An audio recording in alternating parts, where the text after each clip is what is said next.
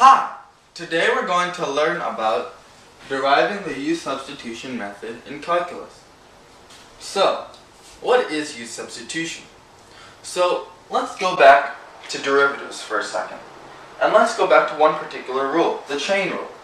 The chain rule said that if we had a function f of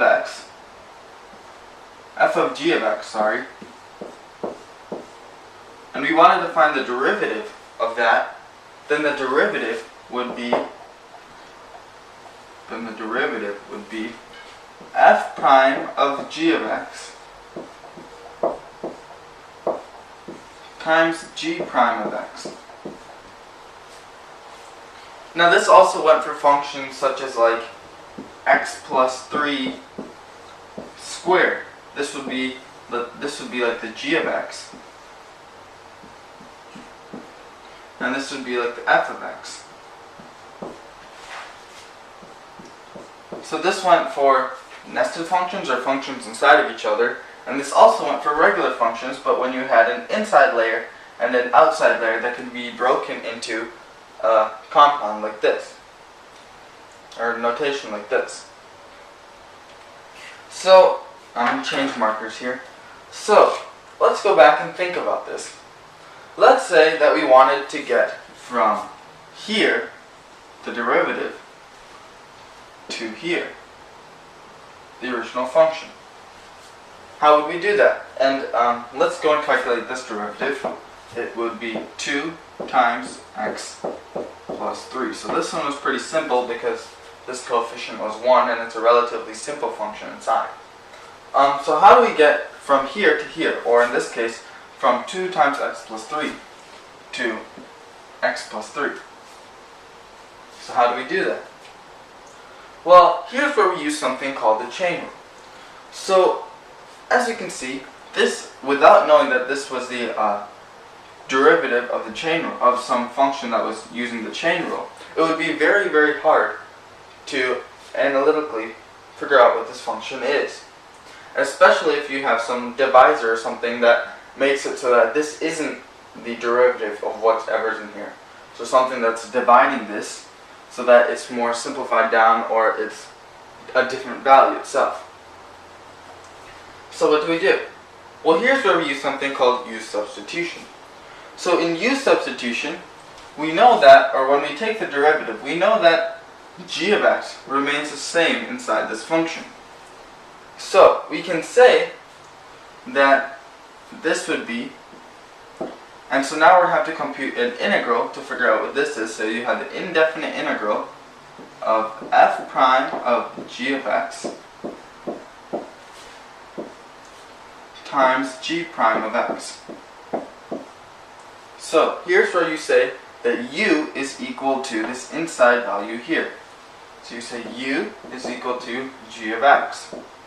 So now let's explore some facts. Oh, and when you have the integral, because it's in terms of x, the integral is, we said it's times dx. So, and now let's go and find some more facts about u. So, if we know that u is equal to g of x, that means that du dx, just taking the derivative, is equal to g prime of x, making dx equal to du over g prime of x. And we'll come back later to figure out why we need to do this last step here, and why we don't need to find out what du equals. So just take a moment to think about what we should do next, and try and solve this problem.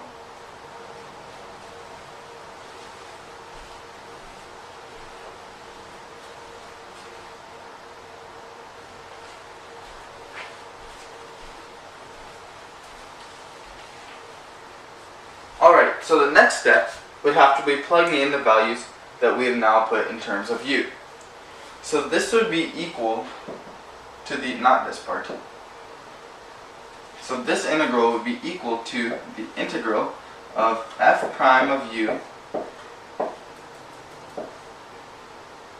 So f prime of u times, we know g prime of x is du dx.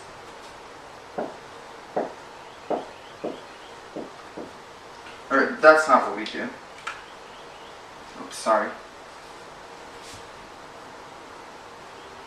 Or that is one way that you could do it. So we say g prime of x times dx. Now we want to get this integral in terms of du. So we plug in the value of dx that we found, which is du over g prime of x. And the reason why you wouldn't plug in the value of g prime of x here is because in most cases it's divided, or it's not remaining as g prime of x. So in the integral you don't have g prime of x, and then there's nothing to plug into if you don't know what dx is. So we'll look at a problem like that in a different video. So it's over g prime of x. So now these terms cancel out, giving us the integral of f prime of u du. So now this is a function that we know how to find the derivative of, and it's in terms of du, so that means that we can take the integral now. So this integral would be, let's bring it up here and rewrite it. So the integral of f prime of u du would be equal to f of u plus c, where we have to remember that these functions differ by a constant, which is equal to, now the last step here is just plugging in back the value of u that we know, that we substituted out. So this is equal to f of g of x plus c. So here we got back from this function, which is in our first integral, to f of g of x. So f of g of x. And we have to add a plus c at the end because we don't know whether the function differs by a constant or how much that constant is. Because we know that a function, this function, plus 5 would have the same derivatives as this function plus 500 or plus 5,000 because the constant doesn't have a derivative. So the answer to this problem, well, I guess is a method that we derived. So once again, let's go and recap the steps. So we substitute out u for the inside value in the chain rule function, and we have to remember that the inside value remains the same when you have, so you have f prime of g of x, so this inside value is the same as it is in the original function, times g prime of x dx. And then we have to substitute our value of u in, and we have to find these other facts about u, such as the derivative of u is g prime of x, and dx is equal to du times over g prime of x. So this makes it, you have the integral of f prime of u times g prime of x over du times du over g prime of x. So these two would cancel out, giving you the integral of f prime of u du. And now it's in a form that you can find the integral of. So you get f of u plus c, and then the last step is plugging in the value of u that you substituted out. So you get f of g of x plus c. Today we learned about deriving the U-substitution method.